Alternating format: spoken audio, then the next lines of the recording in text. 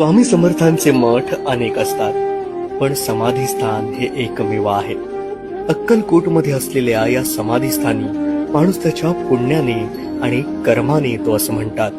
कारण स्वामीच म्हणून गेले होते की माझ्या वडाच्या पारंब्याखाली बसून भक्त जप तप करून आपापल्या गावी निघून जातील. असं ते कित्येक वर्ष करतील. ज्या दिवशी त्यांचे कर्म शुद्ध होतील, पाप नाहीसे होतील, त्या दिवशी ते या समाधीस्थळी येतील आणि याचं महत्व जाणतील. स्वामी पहिल्यांदा अक्कलकोटला आले ते या चोळप्पा महाराजांच्या घरी. 21 वर्ष इथे त्यांचं वास्तव्य होतं. चोळप्पा महाराजांनी या काळात त्यांची खूप सेवा केली. स्वामींच्या प्रस्थानाच्या वेळी चोळप्पांच्या भक्तीवर प्रसन्न झालेल्या स्वामींनी तुला काय हवं असं मागितलं. तेव्हा त्यांनी मागितलं की मला पैसा संपत्ती यापैकी काही नको, तुमची समाधी माझ्या घरी